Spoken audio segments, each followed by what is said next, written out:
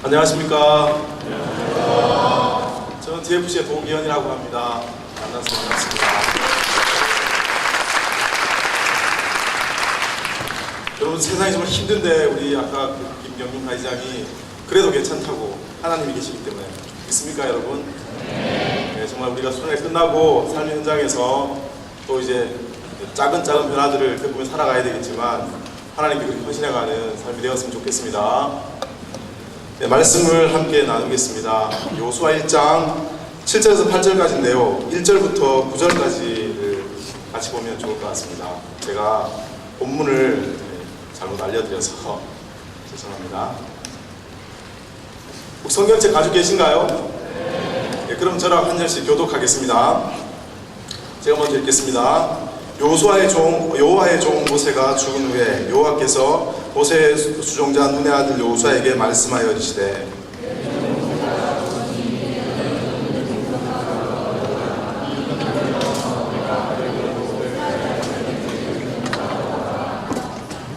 내가 모세에게 말한 바와 같이 너희 발바닥으로 밟는 곳은 모두 내가 너희에게 주었노니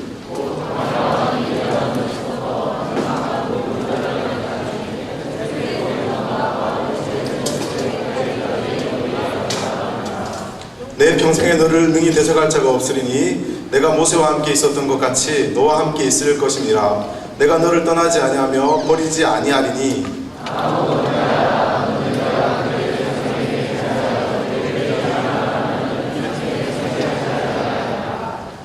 오직 강하고 극히 담대하여 나의 종 모세가 내게 명령한 그 율법을 다 지켜 행하고 우로나 좌로나 치우치지 말라. 그리하면 어디로 가든지 형통하리니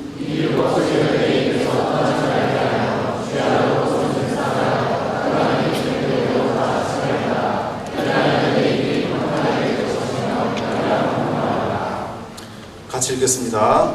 내가 내게 명령한 것이 아니냐. 강하고 담대하라. 두려워하지 말며 놀라지 말라. 내가 어디로 가든지 내 하나님 여호와가 너와 함께 하리라 하시니라. 아멘. 오늘은 열매에 대한 말씀을 함께 나누려고 합니다. 여러분, 가지장들이 가지원들을 섬기는 건 쉽지 않은 일일 수 있는데 아까 우리 제자가 아니라 사람을 만들어야겠다고 고백했는데 여러분이 그 열심히 섬기는 그것이 열매일 수 있다는 것이죠. 그래서 오늘 우리가 세상이 말하는 열매가 아니라 성경이 말하는 열매를 우리가 알고 그것을 맺어갈 수 있는 그런 우리가 되었으면 좋겠습니다. 오늘 말씀은 하나님께서 여호수아를 부르시는 내용입니다. 그리고 사명을 맡기셨습니다. 여호수아의 사명이 여러분 뭐죠? 가나안을 정복하는 건 맞습니까? 예, 그런데 사실은 아닌 것 같아요. 아닙니다. 그 땅으로 가라고 말씀하십니다. 하나님께서 여호수아에게 땅을 정복하라고 말씀하신 적이 없습니다. 그 땅으로 가면 하나님께서 정복하시겠다고 말씀하고 있습니다. 우리 같이 말씀이 보이시나요? 예. 3절 4절 같이 한번 3절 4절 6절 같이 한번 읽어보겠습니다. 다 같이 시작.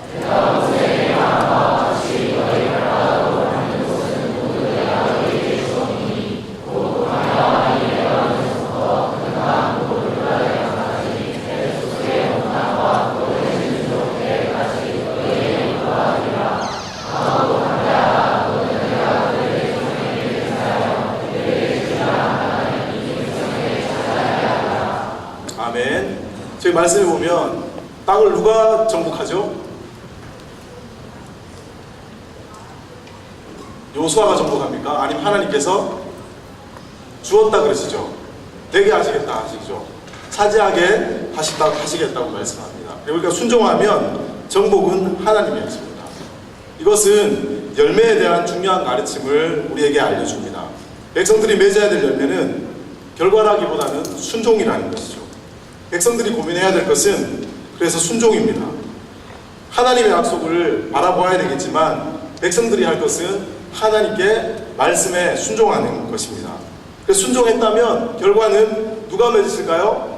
하나님이 맺으시죠. 아까 우리 김경윤 가지장이 열심히 우리 가지원을 돌보고 하지만 우리가 원하는 열매가 안 맺어질 수 있겠죠. 그럼 그것이 열매 맺지 못한 것일까요? 하나님께서 그의 성품 가운데, 순종 가운데 하나님께서 열매를 맺어 가신다는 거죠. 그 결과의 영역은 그래서 하나님의 영역입니다. 보면 이삭이 기근의 땅에서 하나님의 말씀대로 애굽으로 내려가지 않고 머물렀을 때 100배의 결실을 맺게 하십니다. 기근의 땅에 가뭄이 들었는데 순종했더니 이런 일이 벌어지는 거죠. 또 순종했더니 출애굽한 이스라엘은 그 앞에 펼쳐진 것이 무엇이었죠? 광야의 삶이었습니다. 여러분, 순종하면 어떻게 될 것 같아요? 좋은 삶이 기다리지 않을까요? 그런데 광야의 삶이 기다리고 있었습니다. 또 순종했더니 베드로는 남자만 5,000명이 심한 일들이 벌어져요. 복음을 전할 때. 그리고 또 순종했더니 바울과 실라는 빌립보 감옥에 갇혀서 엄청난 고난을 당하고 빌립보 감옥에 갇힌 일들이 생겨납니다. 그런데 성도들은 열매를 결과로 평가하려고 합니다. 이것은 열매에 대한 잘못된 기준입니다. 하나님은 순종했느냐를 보십니다. 우리가 맺어야 될 열매는 순종입니다. 우리는 하나님의 기준을 가져야 되겠죠. 세상의 기준이 아니고 우리의 기준이 아니라 성경이 말씀하는 기준을 가져야 됩니다. 잘못된 기준은 잘못된 길로 가게 만듭니다. 현재 한국교회의 모습이 그런 듯합니다. 말씀 순종이 아니라 성과와 업적이 열매라고 여기고 있는 것 같습니다. 백성들이 맺어야 될 열매는 순종입니다. 이것이 성경에서 가르치는 가르침입니다. 그래서 사람이 계획을 해도 하나님이 허락하지 않으면 이것을 이룰 능력이 있을까요? 없을까요? 없습니다. 우리 같이 말씀 한번 읽어보겠습니다. 자, 시작.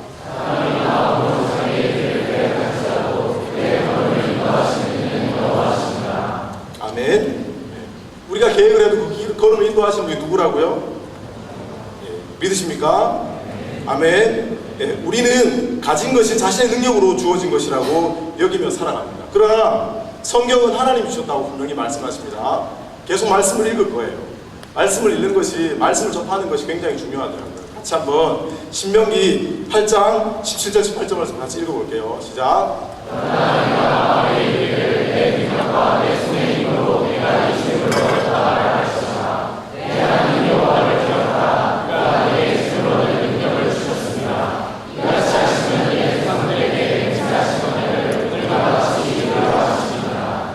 아멘. 이스라엘 백성들이 가나안 땅에 들어가서 얻게 되는 그 재물들이 내가 열심히 해서, 내가 열심히 노력해서 내가 버는 거야, 그래 내 거야 라고 말을 하죠. 여러분, 입은 옷, 신은 신발, 가진 거 있는 것 하나님 주신 거 맞습니까? 정말 믿으십니까? 소리가 작은데, 그쵸? 그 고백이 나오기 어려워요. 저도 제가 이렇게 입고 다니고 의식주를 이게 취하지만, 야, 좀 하나님 주셨구나. 내가 입고 다니는 옷이 오늘 내가 돈 주고 샀는데. 그런데 하나님께서 뭐라고 말씀하십니까? 그 재물을 가진 능력을 누가 주셨다는 거예요?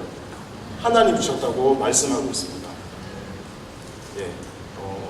대구에 사역할 때 DMC에 술을 먹고 심야기도에 오는 1학년 친구가 있었습니다. 그런데 이 친구가 어떻게 됐을 것 같아요? 어떻게 됐을까요? 선교사가 되었습니다. 이 수경을 들고 있다가 이렇게 돌아가는 삶을 사는 선교사가 되었습니다. 그래서 1학년들이 오면 술을 좀 먹여야 되나? 큰일 납니다. 그죠? 큰일 나죠. 이 친구가 아마 9학번이었던 것 같아요. 그런데 놀랍게도 이 친구가 이제 졸업을 하고 선교사가 되었는데요. 사실 이 친구는 이 세상에 지금 없습니다. 불꽃처럼 살다가 폐암으로 천국으로 먼저 갔습니다. 그때 투병하면서 술주정이 많으셨던 아버지, 술 먹고 이렇게 폭력을 행사하시던 아버지를 정말 복음을 전해서 완전히 인생이 바뀌어버리셨어요. 물론 이제 아들이 너무 이제 심하게 아프니까 그런 부분이 있었겠지만, 그리고 그 형도 굉장히 이렇게 생활이 문란했는데 그 형도 다 전도, 어머니 외에는 다 가정이 예수를 믿지 않았어요. 이 선교사님은. 근데 다 예수를 믿게 됐고, 그 동네에 많은 사람들을 복음을 전했고요. 또 그 동네에 많은 분들이 술 주정분들이 많이 계셨어요. 근데 그분들이 선교사님 통해서 복음을 듣고 예수를 믿는 사람들이 많았어요. 사역을 하면서 정말 다 쏟아도, 정말 엄청나게 쏟아도, 아까 우리 그 간증했던 것처럼 엄청나게 쏟아도 변하지 않는 친구들이 있죠. 없군요, 여러분. 표정이 없는 것 같아요. 그런데 그냥 이렇게 했는데 막 팍팍 자라는 친구들도 또 있잖아요. 신기하지 않습니까? 우리가 그 결과를 만들어낼 수 있다면 뭐 다 팍팍 자랐겠죠. 아마 전부 2학년 되면 다 가지고 낳고, 그죠? 그래야 될 텐데 그런 결과들이 오지 않죠. 왜냐하면 같이 한번 또 읽어보겠습니다. 같이 시작.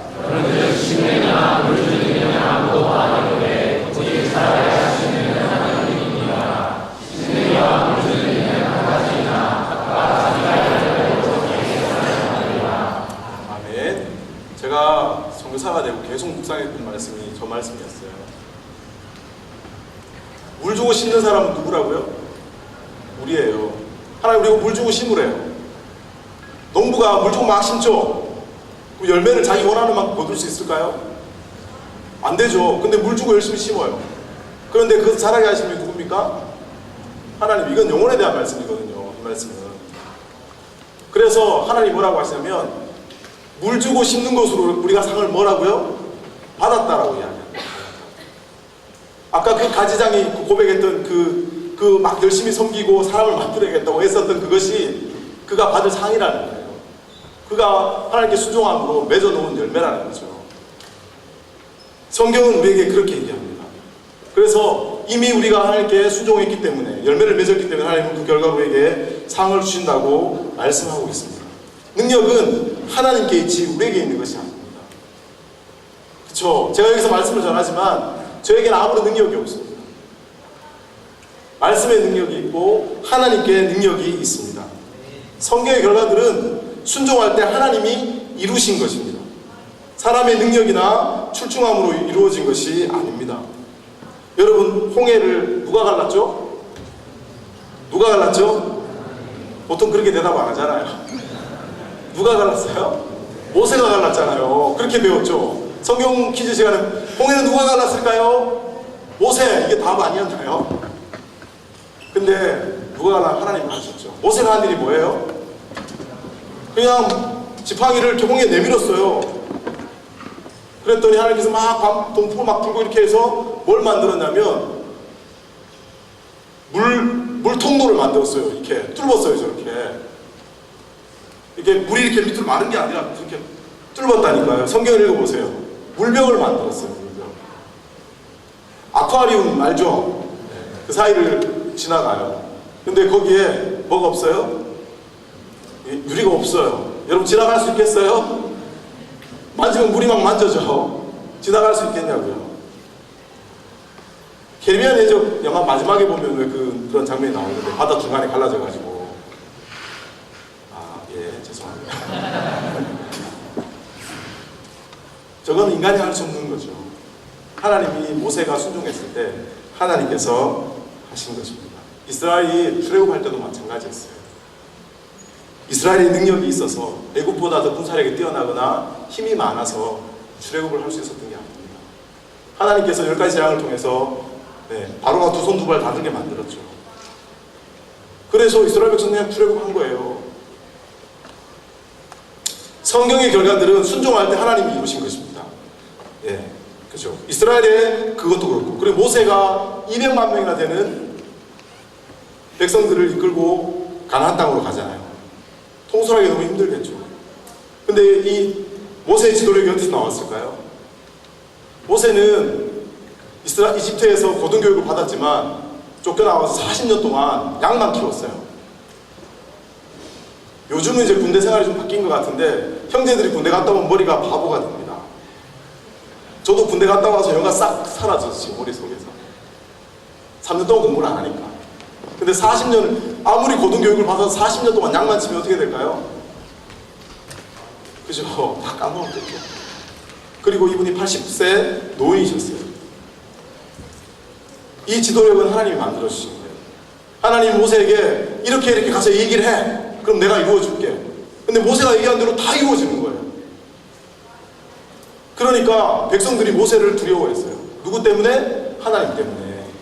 근데 여호수아도 마찬가지입니다. 여호수아가 뒤를 이어서 지도력을 이어받고 가나안 땅에 전쟁을 이제 하는 곳으로 순종하고 들어가잖아요. 근데 그 지도력도 하나님이 여호수아에게 주신 거죠. 같이 한번 읽어보겠습니다. 시작.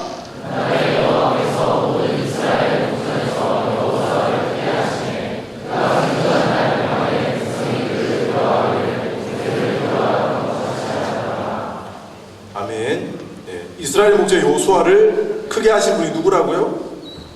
하나님이시라고 말씀합니다. 백성들이 집중해야 될 것은 결과가 아닙니다. 순종입니다. 물론 우리가 하나님의 약속을 바라봐야 되겠죠. 우리가 순종하면 이런 약속이 이루어질 거라는 그 약속을 바라봐야 되지만 우리가 집중해야 될 것은 순종입니다. 상황이 좋든 나쁘든 혹은 복잡하든 단순하든 선택의 순간이 되면 우리 제자들은 결국 하나님 뜻에 순종할지 아니면 세상의 가치에 순종할지 내 욕심에 순종할지를 결정해야 됩니다. 그래서 마지막 순간에 남는 것이 무엇입니까? 하나님께 순종했든지 불순종의 둘 중에 하나예요. 나중에 가면.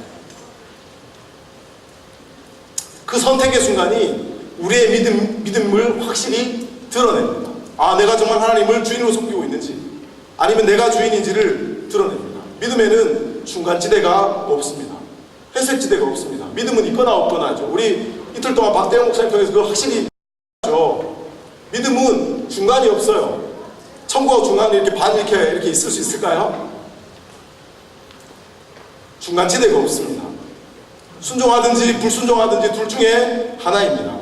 순종할 때 우리는 하나님의 약속을 누리죠. 하나님 되심을 누립니다. 하나님이 원하시는 순종은 전적인 순종이에요. 성경에 보면 사무엘상 13장에 사울의 순종에 대한 말씀이 있어요. 사무엘과 사울에 대한 그림을 제가 띄워놨는데, 사울은 블레셋과 전쟁을 해야 되는데 7일 동안 선지자 사무엘을 기다려야 됐습니다. 사무엘이 오면 하나님께 제사를 드리고 나서 전쟁을 해야 됐습니다. 사울은 그런데 정말 7일을 꼬박 기다렸어요. 그러나 사무엘이 안 오는 거예요.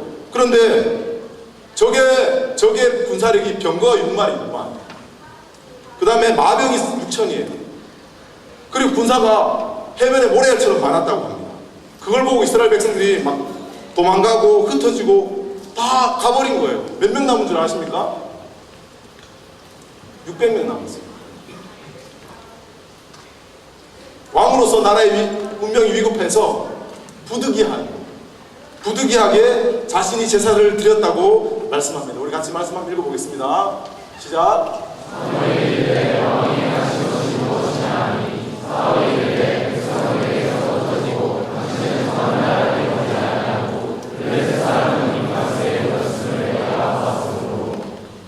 네, 아멘. 한 절 더 읽어보겠습니다. 시작.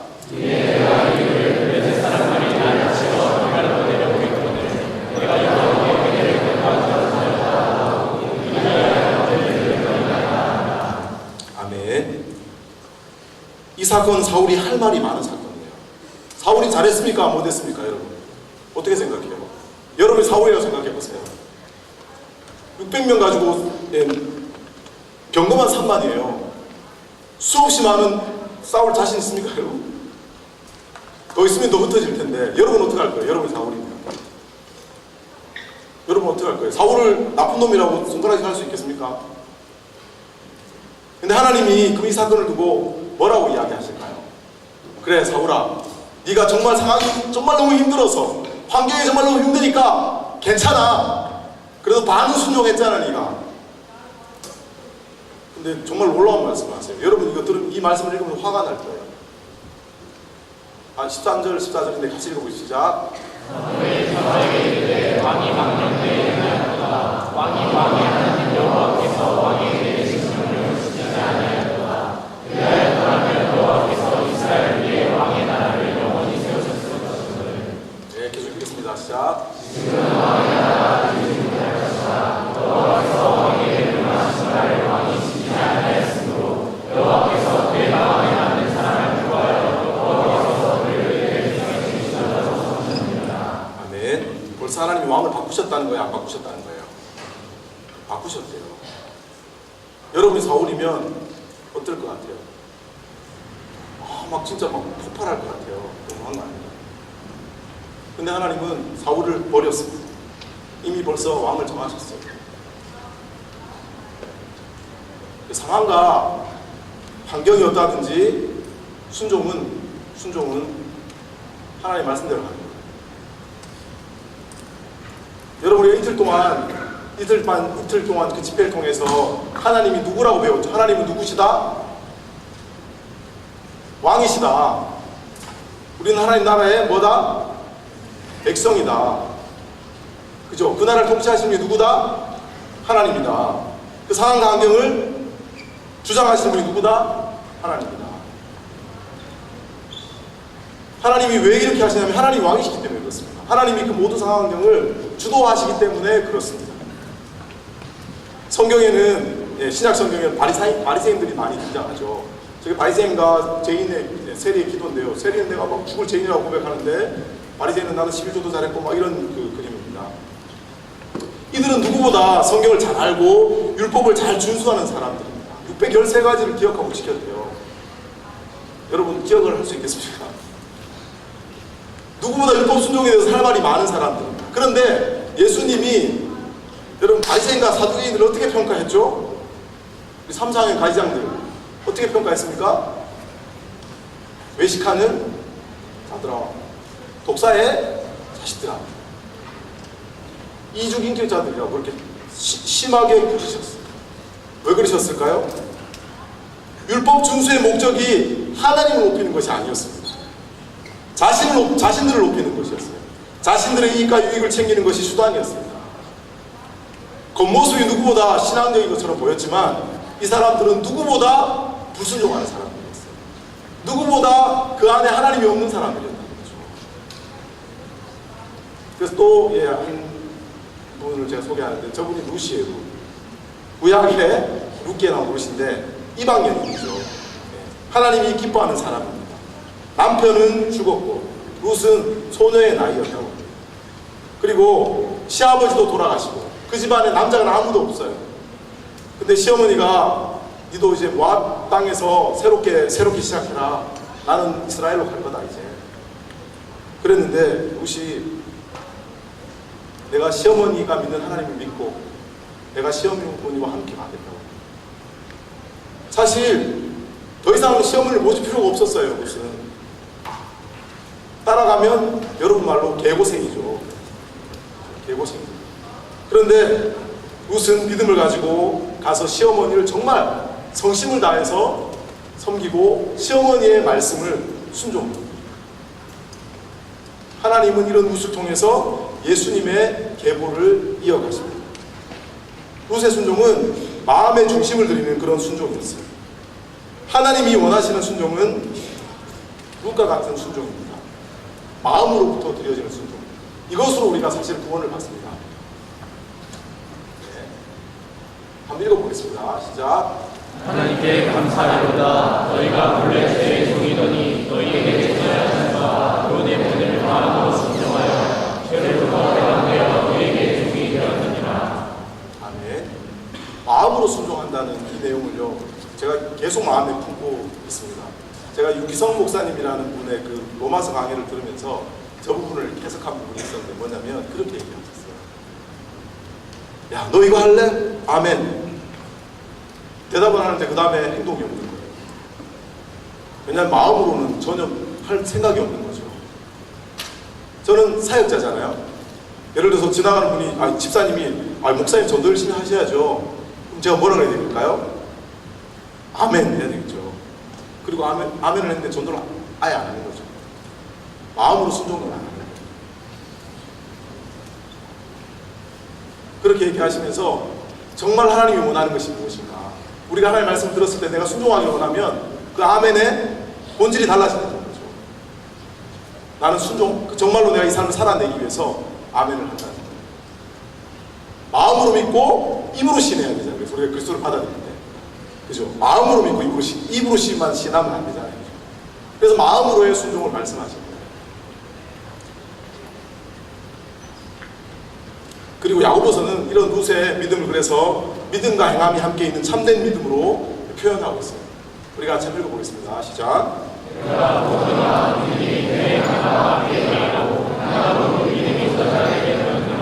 아멘. 야고보서의 주제 말씀 저는 개인적으로 저거라고 생각합니다. 행함이 없는 믿음은 죽은 믿음이라는 말씀이 아니라 야고보서가 전하고 있는 참된 그 믿음의 정의는 저거라고 생각합니다. 믿음은 여기서 얘기하는 것은 사실은 의미가 아닌 고백을 의미한다고 볼 수 있습니다. 믿음과 행함을 분리해놨습니다. 믿음의 입술에 고백은 많이 할 수 있지만 행함이 없는 것은 가짜 믿음이라고 야고보서가 이야기하잖아요.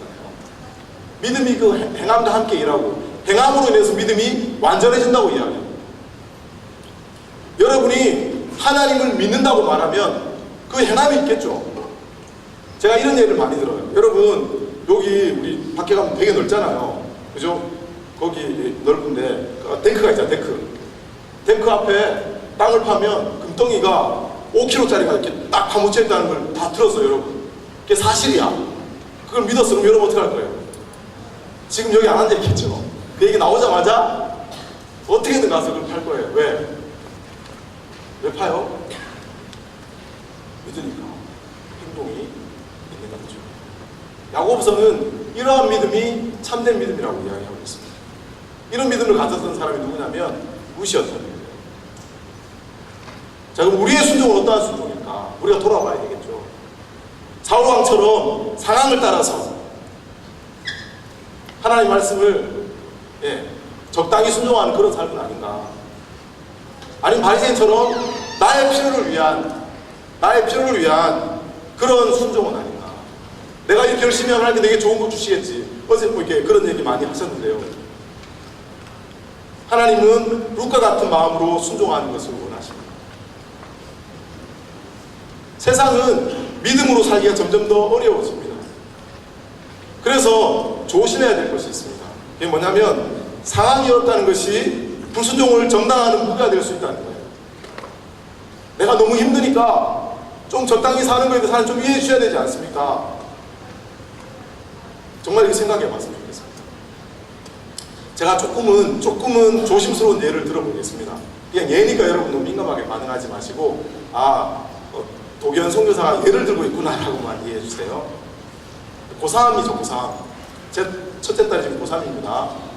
우리 고3은 너무 행복하게 살고 있어요. 5시만 되면 집에 옵니다. 한 2시간 놀다가 11시까지 공부하고 자요. 그 지역이 공부를 별로 안 하는 지역이라. 근데 저도 사실 행복합니다. 뭐 책상머리에 앉아있다고 공부하는 건 아닐 것이니까. 그런데도 그 아이가 받는 스트레스는 정말 커요. 고3이라는 그 이유 하나 때문에 받는 스트레스가 굉장히 커요. 고3이면 모든 것이 그 아이 중심으로 돌아가는 가정들이 덜어 있는 것 같아요. 모든 가정이 그런 건 아닌데 그 집에 고3이 하나 있으면 모든 삶은 마치 아이가 태어난 거와 똑같아요. 갓난아이 태어나면 이제 걔가 자고 같이 자고 이런 것처럼 고3을 중심으로 막 돌아가는 거죠. 가족들도 애가 너무 힘들어 보이니까 최대한 배려해 줍니다. 그런데 이 고3 아이가 왕처럼 군림하고 온갖 짜증을 다 냅니다. 공감이 좀 됩니까? 안 그럴 수도 힘들게 이럴 수도 있습니다. 그런데 그 다음이 문제입니다. 당연한 행동을 한다는 거죠. 그런 걸 볼 때가 있습니다. 근데 그 이유가 뭐냐면 난 누구보다 힘드니까. 나는 고3이니까. 힘든 상황이 자신의 잘못된 행동을 정당화하는 무기가 되어버립니다. 성경은 힘들고 어려우니까 신앙의 삶을 대충 살아도 괜찮아 이렇게 말씀하고 있을까요? 성경 시대에는 그리스도인들에게는 삶의 터전과 목숨의 위협이 있을 만큼 그런 힘든 시기였습니다. 그런데 어떻게 말씀하는지 고난에서 어떻게 말씀하는지 말씀을 한번 읽어보겠습니다. 같이 읽어보겠습니다. 시작. 그러므로 우리가 우리 주의 증거와 그 주를 위하여 찾아낸 나라를 걸어가고 오직 하나님의 능력을 쫓아 복음과 함께 가는 거라. 아멘. 오직 하나님의 능력을 쫓아 복음과 함께 뭐 어떻게 하라고요? 고난을 받으래요, 여러분. 자, 또 읽어보고 시작. 하나님 자가 너희를 나라에서 오는 불시험을 상하게 하는 것 같이 상여하지 말고. 우리에게 오는 불시험들을 이상하게 여기지 말랍니다. 복음대로 살면 우리에게 뭐가 온다고요? 어려움이 온다는 뜻이에요. 저거는 제가 아까 상담한 친구가 있었는데 그 친구한테 이렇게 물었었어요. 세상에 정직하게 살면 힘들까 안 힘들까? 어떻게 대답했을 것 같아요? 여러분 어떻게 알아요? 힘들죠. 그럼 힘드니까 정직하게 안 살아야 됩니까? 왜 정직하게 살아야 됩니까? 하나님의 뜻이니까. 그것이 진리니까. 이상한 게 아니라는 거예요. 여러분이 예수님의 뜻대로 살고자 하면 그때부터 어려움들이 오게 되어 있어요. 세상은 반대 가치를 가지고 살아가기 때문에. 이제 13절 또 읽어보겠습니다. 시작.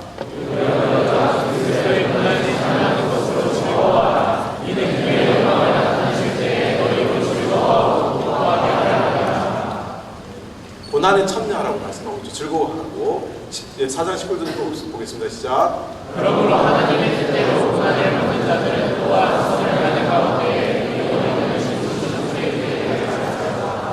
아멘. 고난을 받는 자들은 또한 선을 행하는 가운데 그 영혼을 신실하신 창조주께 의탁하라. 고난을 받고 있으면서도 선한 일을 행하라고 이야기해요. 견디는 것만으로도 힘들잖아요. 근데 이게 어떻게 가능할까요? 복음을 믿으면 가능하다고 이틀 동안 얘기하셨죠. 하나님은 언제나 어디서나 순종하라고 하십니다.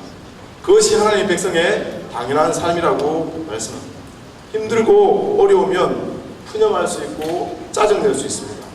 그렇지만 이것이 불순종을 정당화하는 무기가 되면 절대로 안 됩니다. 그것은 하나님의 뜻과 상관없이 사는 삶이 됩니다.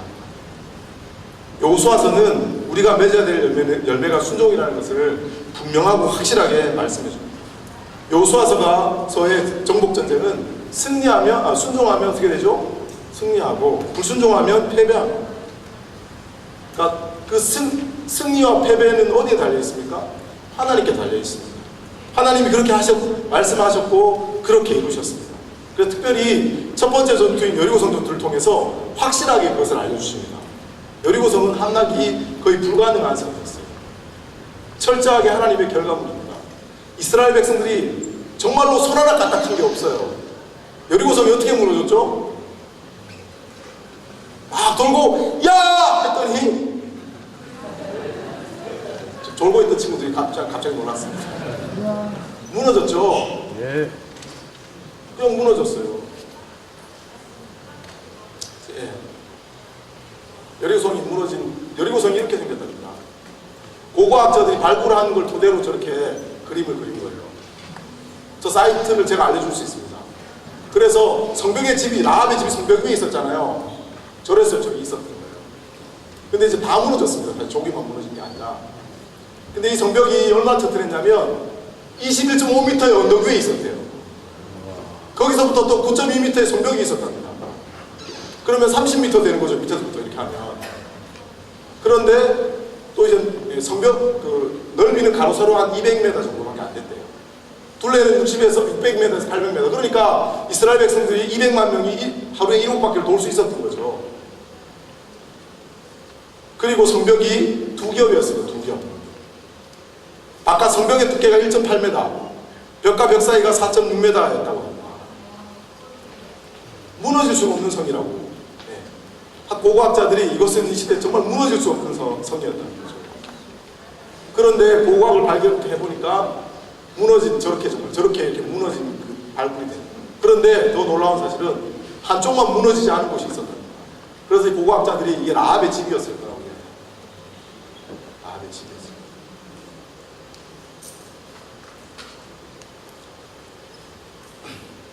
하나님께 순종할 때 했을 때 이스라엘 백성 손가락도 하나 되지 않았지만 여리고성이 확 다 무너져 버렸습니다.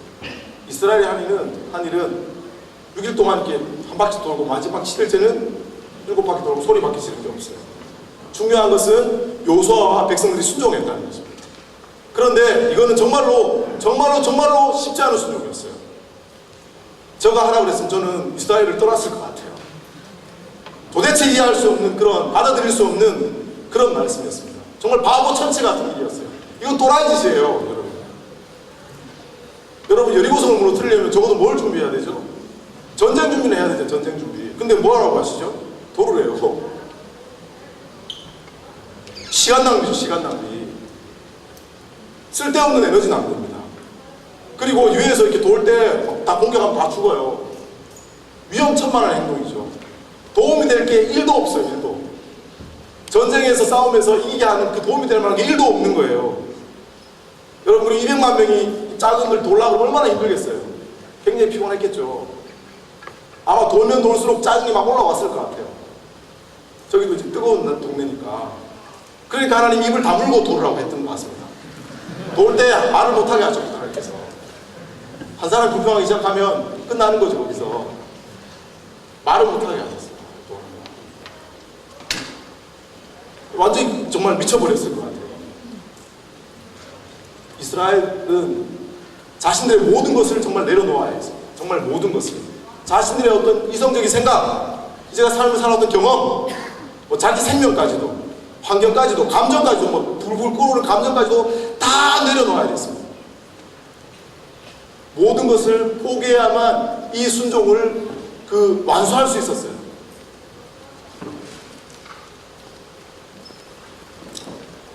하나님은 우리에게 전적인 순종을 원하십니다. 여리고성은 전적 순종을 통해서 무너진 것이죠. 그래서 이스라엘 백성들은 이 사건들을 통해서 하나님께 순종하는 것이 무엇인지를 알게 됩니다. 그리고 하나님을 또다시 알게 됩니다. 당신의 약속을 반드시 이루시는 하나님, 그리고 그 약속을 지킬 만한 능력이 있는 전능자 하나님이라는 사실들을 알게 되죠.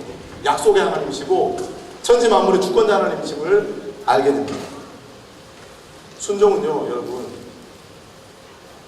내가 원하는 것을 하는 것이 아니라 하나님께 하는 것입니다. 순종은 하나님께 하는 것입니다. 같이 한번 읽어볼까요? 시작. 순종은 내가 원하는 것이 아니라 하나님께 하는 것입니다. 네. 이스라엘은 하나님께 순종했고 하나님은 이기게 하셨습니다. 넘을 수 없는 장애물을 돌파하게 하셨습니다. 그런데 두려움 많은 여호수아가 어떻게 순종할 수 있었을까요? 여호수아가 정말 겁쟁이였어요, 여러분. 이거는 물론 말씀 통해서 우리가 유추해 볼 수 있는 것인데요. 말씀 보면 여호수아가 얼마나 두려웠는지를 알 수가 있습니다. 6, 7, 9 한번 읽어보겠습니다. 시작. 강하고 담대하라. 너는 내가 그들의 지상에게 맹세하여 너에게 주리라. 오직 강하고 굳게 담대하여 나의 종 모세가 내게 명령한 내가 내게 명령한 것이 아니라 강하고 담대하라. 두려워하지 말며 원하는 자야. 아멘. 하나님이 여호수아에게 강하고 담대하라는 얘기 몇 번이나 합니까? 3번이나 해요. 근데 9절은 이제 부르심에 대한 마지막 말을 하면 또다시 얘기하는 거예요. 근데 여호수아야, 강하고 담대해, 알았지? 겁먹지 마. 여러분, 그냥 친구가 얘기하면 그래도 힘이 되잖아요. 근데 하나님이 얘기를 했어요. 그럼 한 번만 얘기하면 되는 거 아니에요? 한 번만 얘기해도, 예를 들어서 대통령이 와가지고 저한테 이러는 거죠. 기현아, 내가 이 땅 네 줄게. 한 번만 얘기하면 되는 거 아니에요? 근데 하나님의 얘기를 3번이나 해요. 40년 동안 이스라엘을 광야에서 신실하게, 놀랍게 하나님의 권능으로 인도하신 그 하나님이 한 번이 아니고 3번을 이야기하는 거예요. 여호수아는 그걸 다 봤습니다.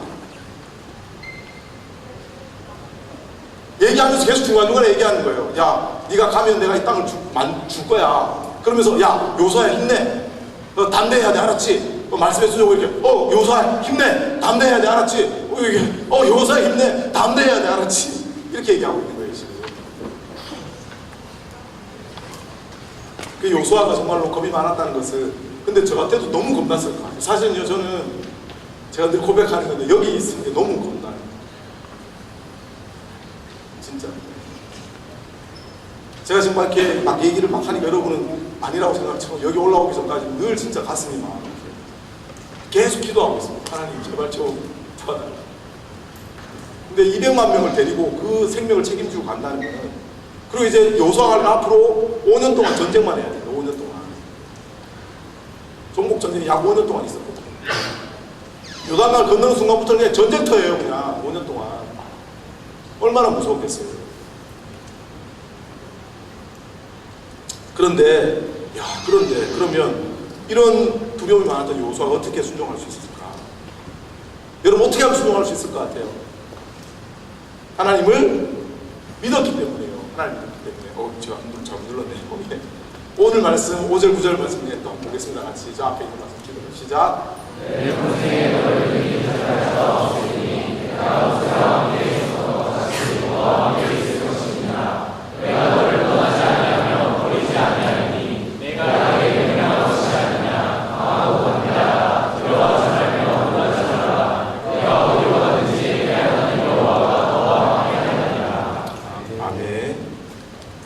이 무서워하고 두려워하는 여호수아에게 약속을 합니다.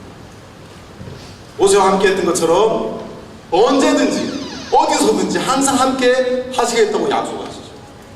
여호수아가 이것을 믿었습니다.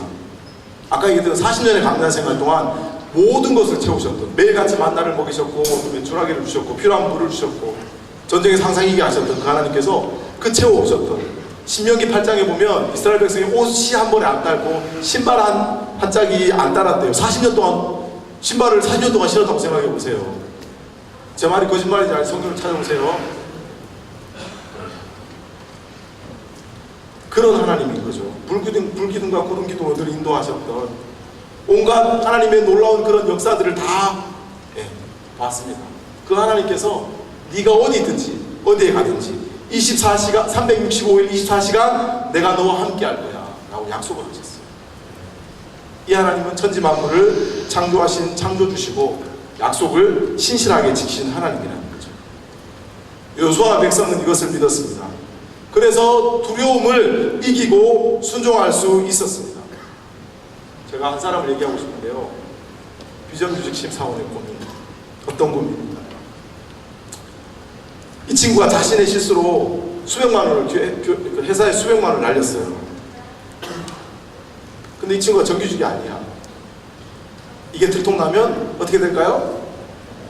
수고 많았어요. 그죠? 이러고 나갈 수도 있겠죠. 아니면 또 이제 그 배상을 해야 될 수도 있겠죠. 그런데 이 친구가 너무 제가 이제 이 친구한테 밥을 먹으면서 얘기를 들었는데 너무 고민이 많았어요. 숨기고 있는데 하나님의 뜻이 아닌 것 같아서 너무 힘들어서 잠을 또 막 진짜 너무. 그래서 선임에게 얘기를 했어요. 제가 600만 원인가 700만 원인가 날려먹었다고 제가 정확히 기억이 안 나서 그랬는데 어찌됐거니 선임이 듣고 그걸 잘 처리해줘서 지금도 회사를 다니고 있습니다. 형제의 선택은 삶의 기반을 잃어버릴 수 있는 일입니다. 물론 이 친구가 지금은 또 이직 준비를 하고 있어요. 카드 회사를 다녔는데 카드 회사들이 지금 이제 정리바람이 불고 있답니다. 자기 부서에만 200명이 정리가 된대요. 자기도 나가야 돼서 이제 또 그 공사 같은 데 준비하고 있던데, 여러분 그런 얘기 들으면 막 와닿잖아요. 그죠? 많이 두려울 수밖에 없었습니다. 그런데 어떻게 이렇게 순종할 수 있었을까요? 현대카드에 들어가면 그거 그래도 괜찮은 직장이잖아요. 그 직장에 제가 가봤는데 그 국회의사당 바로 건너편에 있습니다. 여의도에 있습니다. 여의도에. 제가 구로에 여기가 있는데 여의도에 가니까 옷이 달라요. 진짜 이게 다르더라고요. 다른 세상이었습니다. 가봤는데 그만큼 좋은 직장, 꿈의 직장일 수 있는 곳인데, 거기서 이제 처음에 들어가고 이렇게 그런 일이 없을 때 이 친구가 정규직이 될 수 있는 선배들이 너무 일을 잘해서 그런 상황이었어요. 근데 지금 이제 정리 바람이 불고 있는데, 그 당시에 이 친구의 고민이 얼마나 많았겠어요. 근데 순종할 수 있었던 건 뭐냐면, 인생의 주인이 자신이 아니라 하나님이라는 사실들을 믿었다는 거죠. 세상의 주권자가 하나님이라는 사실을 믿었기 때문이에요. 하나님께 순종하면 하나님께 그 사람을 하나님 뜻대로 인도해 가신다는 사실을 확실하게 믿었기 때문이죠. 근데 가지장의 삶도 저는 마찬가지라고 생각해요. 저는 항상 우리 친구들한테 이런 얘기를 자주 하는데, 다른 친구들은 자기 인생들을 위해서 공부하고 취업 준비를 열심히 하게 올인하고 있죠, 지금. 여러분은 그죠? 이 귀한 시간에 3박 4일을 하고 또 2박 3일을 또 전도 나갔다가, 그죠? 방학 때도 가지 모임을 하잖아요. 방학 때도. 자기의 시간과 돈과 모든 걸 쏟아서 캠퍼스에서 전도하고 가지원들을 양육합니다. 근데 누가 알아줍니까? 가지원이 또 마음처럼 잘 자라줍니까? 전도하면 얼마나 거절감이 커요. 어려울 때 훨씬 많죠. 세상 가치로 생각하면 전혀 인생에 도움이 안 되는 거예요. 좋은 직장 가려면, 그죠? 스포츠카 타고 2층 집에, 그죠? 살려면 그렇게 이렇게 하면 안 되잖아요, 여러분.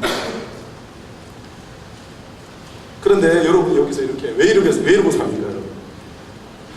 왜 이렇게 살아요? 하나님의 뜻이기 때문이죠. 그리고 하나님의 주권을 믿기 때문이죠. 그런데 우리의 순종은 맹목적이지 않습니다. 하나님 말씀에 순종하죠. 우리의 순종은 맹목적이지 않아요. 이상한 단체 뭐 이렇게 이단 신앙처럼 구체적인 말씀에 순종합니다. 느낌이 아니라, 내 경험이 아니라, 내 생각이 아니라 말씀에 순종하라고 성경은 말씀합니다. 그럼 말씀에 순종한다는 것은 어떤 의미일까? 그걸 한번 생각해 봐야 되겠죠. 다 또 말씀을 졸릴만 하면 성경 말씀 읽죠, 그죠? 10절 읽어보겠습니다. 시작. 이 강하고 이 함께하여 나의 동생과 내게 명령한 그 율법을 다 실행하고 우로나 자로나 치우치지 말라. 왜냐하면 어디로든지 동행하니. 8절도 같이 읽겠습니다. 시작. 이 율법책을 내게서 떠나지 말게 하며 취한 자가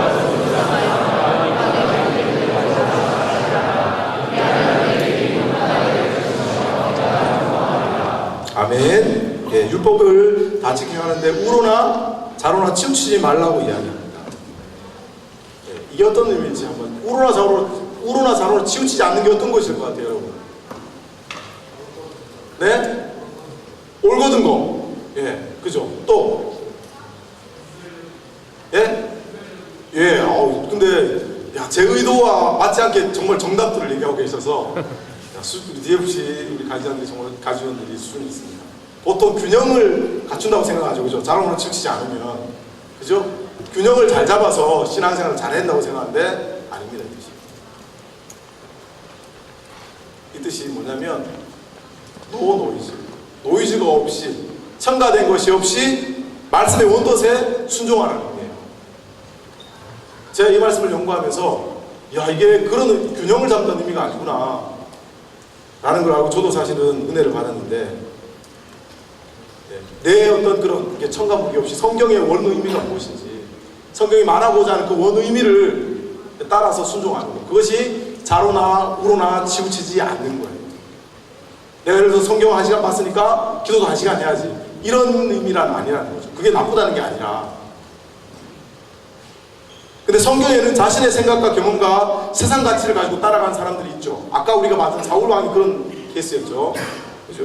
뭐 전쟁은 해야 되고, 그리고 기다렸는데 안 오고, 또 군사들은 막 다 도망가고, 나라는 망할 지경이고, 그래서 자기가 그러면 이거 위험하니까, 내가 왕이니까 나라도 빨리 제사를 드리고 전쟁을 해야지.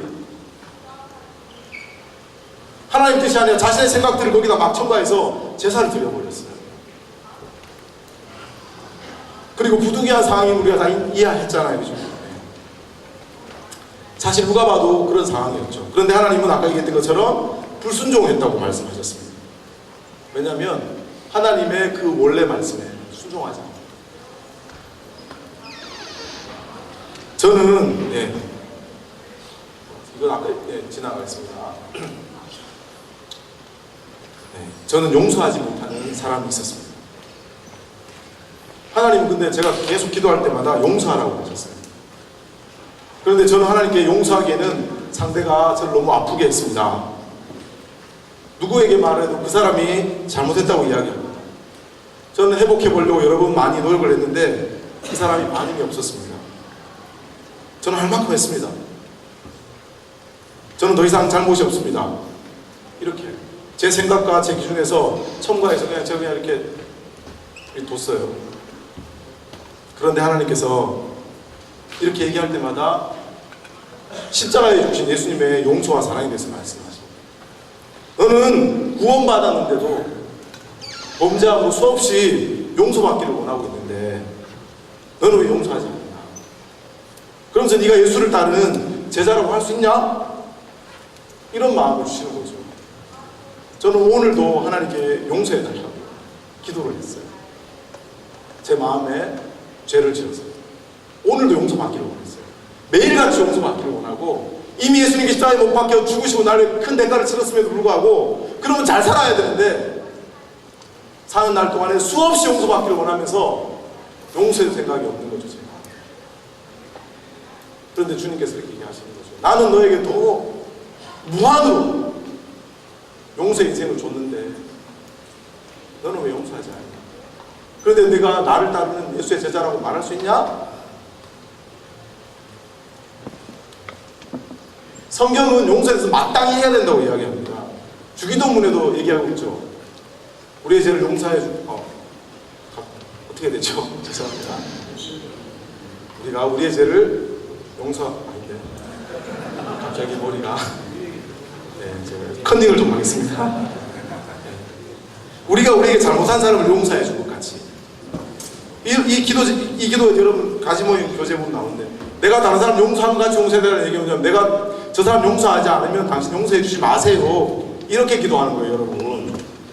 그렇게 기도하라고 말씀하세요. 그러니까 내가 누군가를 미워하는데 용서하지 않으면 너는 용서 못 받아! 이런 내용이잖아요. 그래서 그 밑에 그 주기도문 밑에 보면 다시 이렇게 이야기합니다. 같이 읽어보겠습니다. 시작.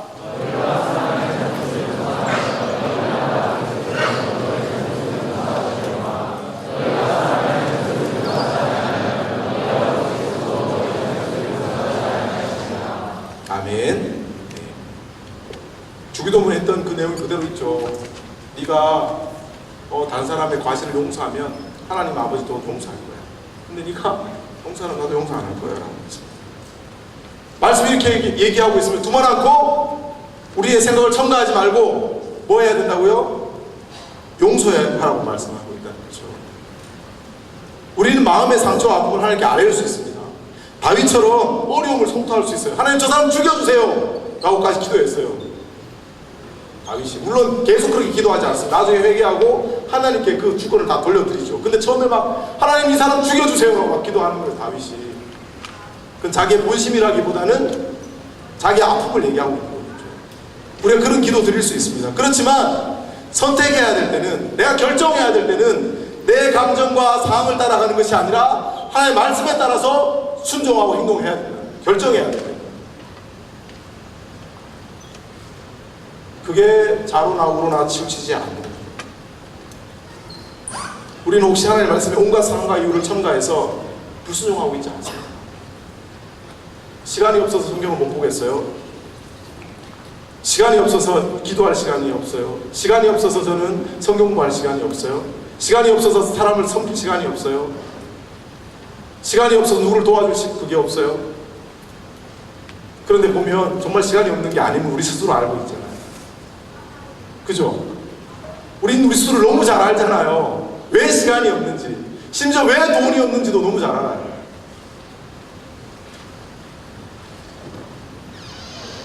우리의 어떤 상황과 이유를 들어서 우리의 신앙을 포장하지 말자고 그런 얘기를 강사님이 하셨었잖아요. 그죠? 말씀에 순종한다는 두 번째 의미는 기록된 대로 다 지켜 보면 내가 좋아하는 말씀 전체는 저게 일부잖아요. 그죠? 성경에 보면 목숨을 내놓아라는 말씀도 있고 내가 너에게 뭐 차고 넘치게 부어주겠다는 말씀도 있고 그런 말씀 다 있죠. 근데 내가 좋아하는 말씀 요게 아니라는 거죠. 요게 아니에요. 전체 좋아하는 말씀, 위로되는 말씀, 힘든 말씀 또 넘어가겠죠. 힘든 말씀까지 내가 헌신해야 되고 내가 포기해야 되는 말씀도 다 똑같이 받아서 순종하라고 말씀하고 있는 거예요. 이게 기록된 대로 다 지켜가라고 말씀하고 있는 거죠. 여러분 요나 아시죠? 요나가 하나님께 요나 보고 니느웨로 가라고 했어요.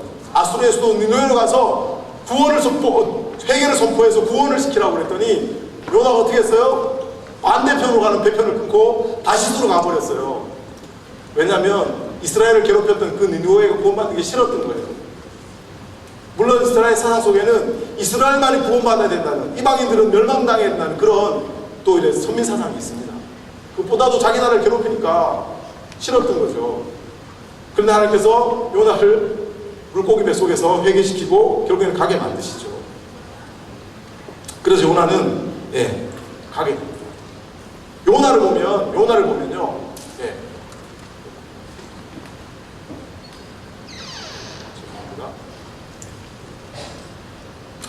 보면 내가 듣기 좋은 말씀, 내게 격려가 되는 말씀만을 순종하는 것이 아니고 내가 원하지 않는 말씀, 나를 힘들게 하는 말씀에도 동일하게 순종해야 됨을 우리가 알 수 있죠. 요나는 너무 싫었다는 거예요. 니느웨로 가는 게. 우리나라가 이게 비슷하죠. 일본이랑 관계가. 일본 선교사님들이 하신 얘기가 있어요. 일본 좀 잘 안 해주세요. 불쌍한 나라입니다. 역사적인 부분을 우리가 바로 세워야 되겠지만 하나님의 백성으로서 우리가 일본을 어떻게 바라봐야 될까요?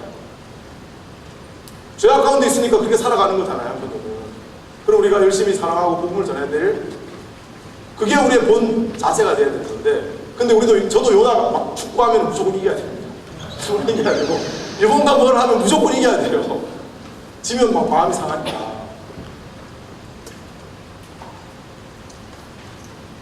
우리가 듣기 싫은 그 말씀에 하나님은 순종하라고 말씀하시죠. 예수님은 제자가 되려면 자기를 부인하고 자기 십자가를 지라고 말씀하고 있습니다. 같이 한번 읽어볼게요. 시작. 예수께서 제자들에게 이르시되 아무든 주의 나를 따라오거든 자기를 부인하고 자기 십자가를 지라. 아멘. 내가 원하는 것을 하나님께 방해한, 하나님의 뜻에 방해가 된 내가 원하는 것을 버리고 하나님이 원하는 것을 따라가라는 뜻이에요. 그 삶을 살아감에 있어서 내가 져야 될 십자가, 그런 어려운 삶을 져야 될 십자가를 지라고 말씀하시죠. 박대웅 목사님 저게 생명이라고 해요. 목숨이라고 그러죠. 목숨까지 내놓아야 돼요. 이것이 제자의 삶이고 백성의 삶이라고 말씀합니다. 내가 좋아하고 편한 말씀만 묵상하면 어떻게 될까요? 잘못된 신앙을 가질 수밖에 없습니다. 요나처럼 돼버려요. 이것은 자신의 목적을 위해 하나님을 이용하는 기복적인 신앙, 바리새인의 신앙과 다르지 않습니다. 좀 말씀에 대한 우리의 태도가 어떻습니까? 저기 귀엽게 생긴 게 나라고 생각해 봅시다. 여러분 마음에 별로 안 들어도 이해해 주세요. 내가 하나님 말씀에 순종하고 맞춰가고 있습니까? 아니면 말씀을 가지고 내가 원하는 대로 막 사용하고 있습니까? 그죠? 여러분 이 시간 내가 말씀을 대하는 태도에 대해서, 말씀에 대한 태도가 올바라야지 우리가 올바른 제자가 되고 올바른 백성이 되지 않겠습니까?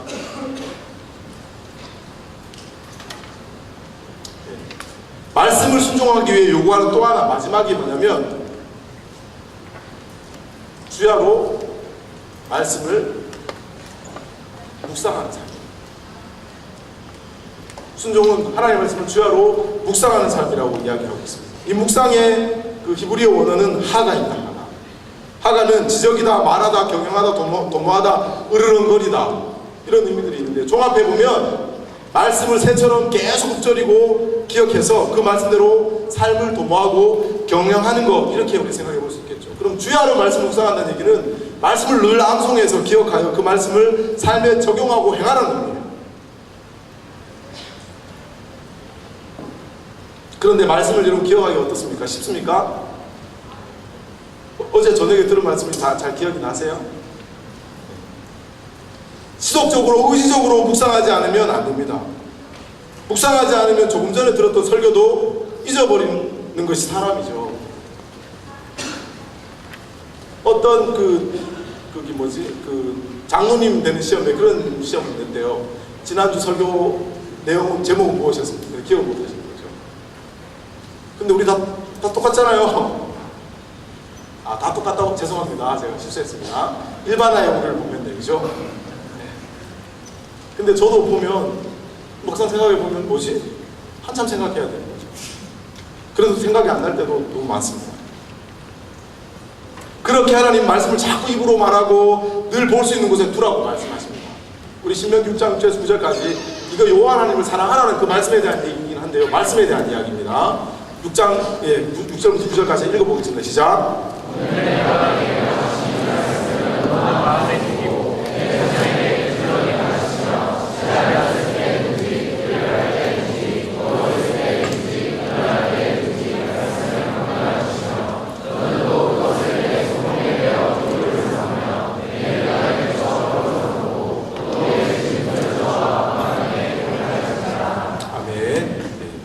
마음에 새기고 부지런히 가르치고 앉았을 때, 길 갈 때, 누웠을 때, 일어날 때 말씀을 계속 얘기하고 손목에 메고 미간에 붙이고 문설주에 막 붙여서 계속.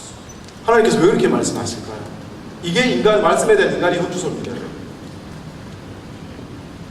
그래서 어떤 친구는 그날 말씀 그 큐티 묵상을 하면 그 폰 대문에다가 이렇게 요절 말씀을 붙여놓는 친구도 있고, 제일 많이 보는 것은 포스트잇 붙여놓는 사람도 있고, 운전하는 사람 그 자동차 앞에다 붙여놓는 분도 계세요. 계속 그걸 보려고.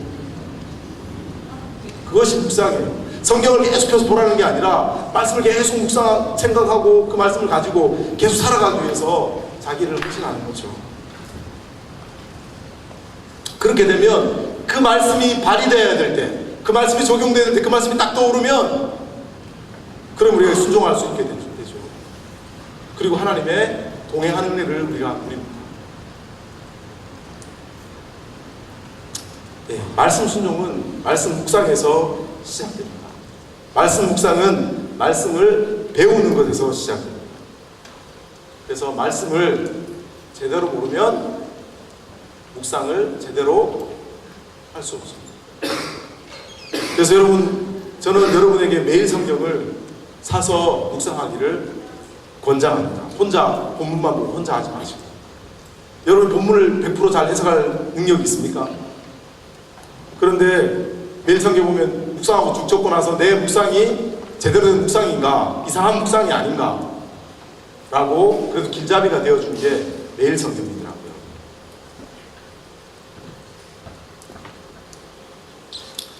그래서 말씀을 많이 보지만 잘못된 신앙의 길을 가는 이단들이 생겨나는 거예요. 말씀 많이 보면 그러면 이단이 안 돼야 되잖아요. 근데 왜 묵상을 했는데도 불구하고 이단이 될까요? 말씀을 제대로 배우지 못했기 때문에 그렇습니다. 하나님께 순종한다는 것, 말씀을 제대로 잘 배우겠다는 걸 포함하고 있는 겁니다. 그래서 하나님은 말씀 선생인 목사와 교사를 세웠죠. DFC의 말씀 선생은 누굽니까? 우리 선교사지만 또 가지장이에요. 매주마다 가지 모임 교재를 가지고 성경부를 가르치죠. 제가 사역하면서 늘 강조했던 게 있어요. 가지 모임 하면 성경부 절대 빠지지 마세요. 정말 힘들면 한 번씩은 상담할 수 있지만 특별한 일이 아니면 말씀을 가르치고 나누고 그 말씀이 그 사람을 살리는 거고, 그 말씀에 순종해서 그 하나님을 만나는 거고. 그런데 보면 성경 공부를 하면서 말씀 공부를 등한히 하는 경우들이 가끔씩 있어요. 가지 모임을 하면서 그 귀한 시간을 데리고 와서 하나님의 말씀을 먹여야 될 그 귀한 시간을 그냥 보내는 경우들이 있다는 거죠. 물론 가지원의 상황이나 수준이 어려워서 차츰차츰 갈 필요는 있겠지만, 가능함에도 불구하고 말씀 성경 공부가 가능함에도 불구하고 그냥 그렇게 지나가는 경우들이 종종 있다.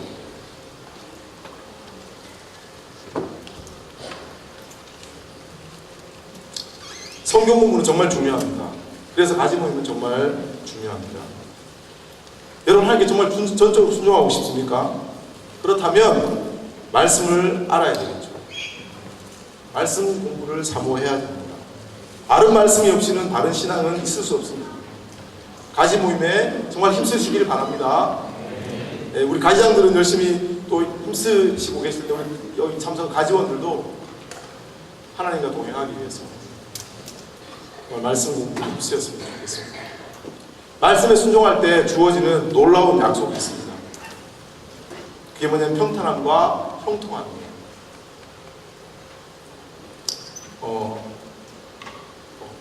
죄송합니다. 평탄하게 된다는 것. 평탄하게 된다는 건 평평한 하고 편한 길을 걸어간다는 의미가 아니에요. 이 원어의 의미는 적진을 격파하고 뚫고 지나가다, 헤치며 나아가다는 의미를 갖고 있어요. 저도 예전에는 내가 말씀에 순종하면 문제들이 싹 사라지고 편한 길을 뚜벅뚜벅 걸어갈 수 있구나, 그렇게 알았거든요. 그런 의미가 아니에요. 이런 굴곡이 있는 길들을 뚫고 지나가는 거죠. 이게 인생 성장 곡선인데요. 그러니까 여러분 요수아의 말씀이 약속이 맞는 거죠. 하나님께서 전쟁을 31명의 왕이랑 전쟁을 했어야 되거든요. 5년 동안. 그러면 하나님의 말씀 순종하면 어떻게 전쟁을 안 해야 되잖아요. 그렇죠. 매일같이 전쟁을 해요. 전쟁은 있어요. 어려움은 항상 앞에 있는 거죠. 근데 그걸 어떻게 해요? 하나님께 다 뚫고 지나가게 만드신다는 거예요. 그래서 평탄하게 만드신다는 거예요.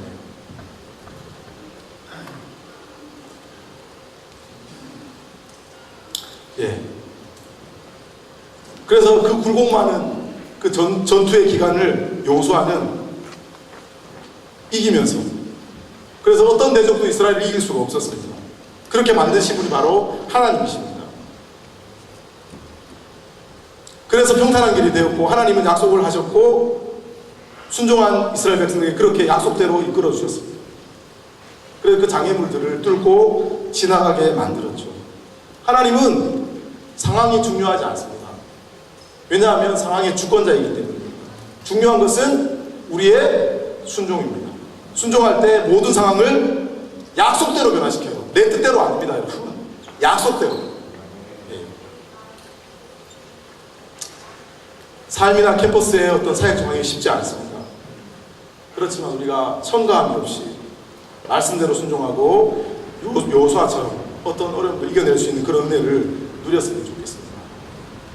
두 번째로 말하는 것은 형통함인데, 이것도 내가 원하는 것이 이루어지는 것이 아니라 하나님의 뜻이 이루어지는 거예요. 형통한다 그러면 내가 원하는 게 막 이루어지고 세상적으로 성공하고 이런 의미로 생각해 볼 수 있는데, 그런 의미가 아니라는 거죠. 요셉이 형제들에게 팔려서 애굽의 노예가 되었죠.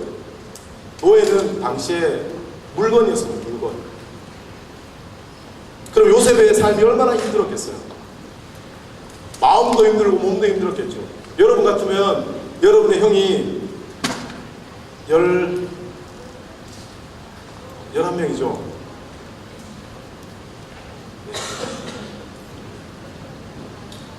몇 명이죠? 10명이죠, 10명. 죄송합니다. 팔아넘겼어요. 그래서 여러분 노예로 팔려갔어요. 그럼 여러분 마음이 어떨 것 같아요? 배신감과 고통과 상처와 삶의 어떤 소망이 있겠습니까? 그런데 요셉에게 붙어진 수식을 봤는데 하나님이 동행했다. 그러면 하나님만 요셉과 동행했을까요? 그래서 형통했다고 이야기하거든요. 하나님이 요셉과 동행해서 요셉이 형통했대요. 그러면 요셉 맨날 땡땡이 치고 지 마음대로 살았는데 하나님이 동행하시는 걸까요? 요셉도 하나님께 순종했겠죠. 그래서 요셉이 하나님의 뜻을 이루어요. 형들에게 그렇게 고백합니다. 애굽의 총리가 되고 제 같으면 원수를 갚았을 것 같아요. 그런데 한번 읽어보겠습니다. 시작.